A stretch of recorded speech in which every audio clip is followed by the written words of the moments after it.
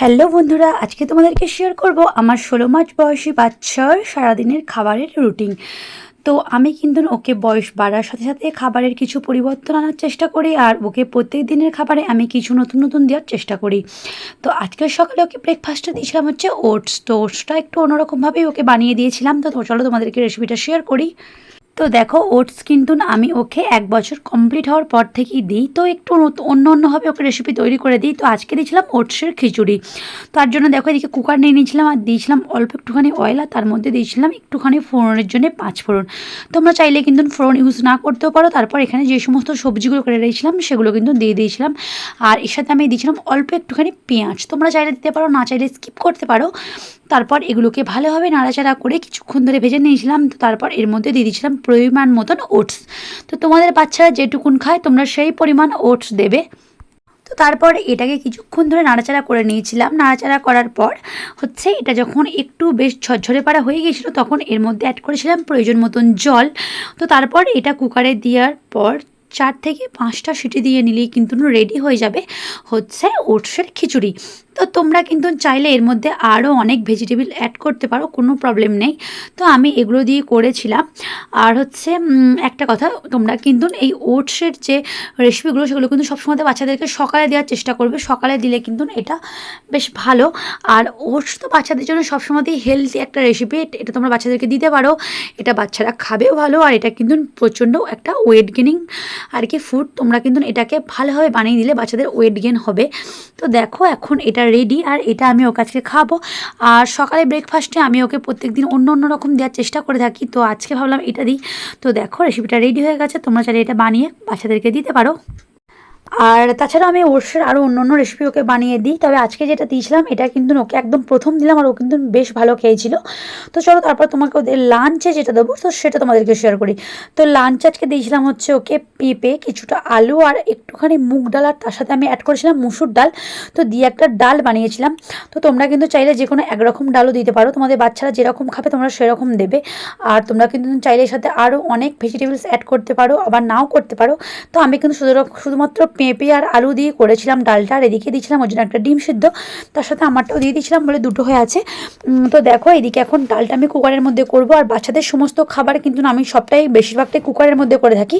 এতে কী হয় বলো তো, বাচ্চাদের জিনিসটাও কিন্তু ভালোভাবে সিদ্ধ হয়, ওদের খেতেও আর কি কোনো রকম প্রবলেম হয় না, আর হজমটাও বেশ ভালো হয়। তো তোমরা কিন্তু সবসময় চাইলে এটা কুকারের মধ্যে করতে পারো। তারপর দেখো এদিকে অল্প একটুখানি অয়েল দিয়ে সবজিগুলোকে নাড়াচাড়া করে এদিকে এই যে ভিজিয়ে রাখা যে ডালগুলো এগুলো কিন্তু তোমরা সবসময় ভালোভাবে ঘরতে ধুয়ে নেবে। তো ধুয়ে নেওয়ার পর কিন্তু এটাকে ভালোভাবে নাড়াচাড়া করে ভেজে নিয়েছি। তারপর যখন এটা শুকনো শুকনো হয়ে যাবে তখন কিন্তু এর মধ্যে তোমরা অ্যাড করে দেবে প্রয়োজন মতন জল, আর এর সাথে অ্যাড করবে অল্প একটুখানি লবণ আর একটুখানি হলুদ গুঁড়ো। তো তারপর কয়েকটা সিটি দিয়ে নেবে। তো তাহলেই কিন্তু রেডি। আর আমি প্রায় 7 থেকে 8টা কিন্তু সিটি দিয়েছিলাম। তারপর এটাকে নামিয়েছিলাম, আর দেখো এটা কিন্তু খুব সুন্দর সিদ্ধ হয়েছিল। আর এটা কিন্তু তোমরা সবসময়তে মানে চাইবে কি কুকারে করলে কিন্তু সিদ্ধটা খুব ভালো হবে। তো দেখো সিদ্ধটা কত সুন্দর হয়েছে। তো এখন কিন্তু আমি এটাকে কড়াইয়ে দিয়ে একটুখানি সম্বরে নেব। তো সম্বরার জন্য আমি এখানে ইউজ করছি হচ্ছে অল্প একটুখানি অয়েল, আর হচ্ছে একটুখানি জিরা। তো তোমরা চাইলে কিন্তু পরিবর্তে কালো জিরা দিতে পারো, শুধু জিরা দিতে পারো, আবার না চাইলে হচ্ছে জিরে পাউডারও ইউজ করতে পারো। তো তারপর দেখো এদিকে ডালটা এখন সম্বরে নিচ্ছে। আর আজকে খাবারে আমি ওকে দিয়েছিলাম একটু অন্যরকম, মানে দিয়েছিলাম হচ্ছে তোমার হচ্ছে ডাল, তো তার সাথে দিয়েছিলাম অল্প একটুখানি ডিম সিদ্ধ। তো তোমরা চাইলে কিন্তু এরকমভাবে বাচ্চাদেরকে দিতে পারো, এটা কিন্তু বাচ্চারা খুব ভালো খাবে। আর তোমাদেরকে যে কথাটা বলবো সেটা হচ্ছে আমার বাচ্চা কিন্তু একদমই চিবিয়ে খেতে চায় না এখনও পর্যন্ত।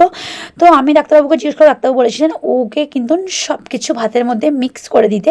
তো আমি কিন্তু সেটাই করি। ওর ভাতটা প্রথমে আর কি একটুখানি ভালোভাবে ম্যাশ করে নিই হাতে করে কিংবা কোনো একটা গ্লাসে করে। তো তারপর কিন্তু এর মধ্যে আমি যা যা খাবার থাকে আর কি সেগুলোকে এর মধ্যে ম্যাশ করে দিই, যেহেতু চিবিয়ে একদম খেতে যায় না। তো সেই জন্য কিন্তু আমি এটা করি। তো তোমাদের বাচ্চারা যদি চিবিয়ে খায় তোমরা কিন্তু সেইভাবে ওকে দেবে।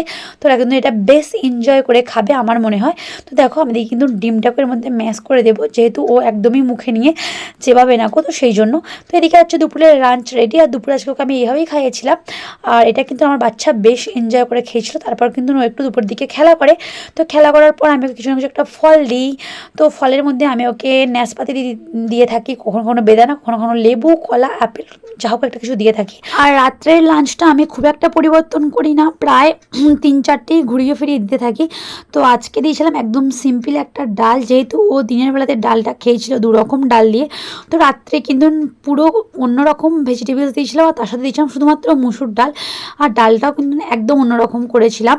আর দেখো এদিকে কিন্তু ভালোভাবে একটু নাড়াচাড়া করে জাস্ট জল দিয়ে মানে আর কি সিদ্ধ টাইপের করেছিলাম। আজকে কিন্তু সম্পূর্ণ নিয়ে তার সাথে দিয়েছিলাম হচ্ছে পনির। তো পনিরটা কিন্তু আমি ওকে হালকা করে তেলের মধ্যে ফ্রাই করে ওটাকে তুলে নিয়েছিলাম। আর ওকে আজকে আমি এরকম 4 পিস পনির দিয়েছিলাম। আর যেহেতু ও চিবিয়ে খায় না, তো আমি কিন্তু পনিরটাও হাতের মধ্যে ম্যাশ করে দিয়েছিলাম, তার সাথে ডালটাও ম্যাশ করে দিয়েছিলাম। আর রাতের খাবারে আমি ওকে কখনো কখনো দুধের সাথে ভাত দিয়ে থাকি, কখনো কখনো হচ্ছে ডালিয়া দিয়ে থাকি, কখনো কখনো সুজিও দিয়ে থাকি, আবার কখনো কখনো চিকেন দিয়ে থাকি। তো আজকে দিচ্ছি একটু অন্যরকম। তো তোমাদের যদি ভিডিওটা ভালো লাগে থাকে অবশ্যই লাইক করো, আর আমার চ্যানেলটাকে সাবস্ক্রাইব করো।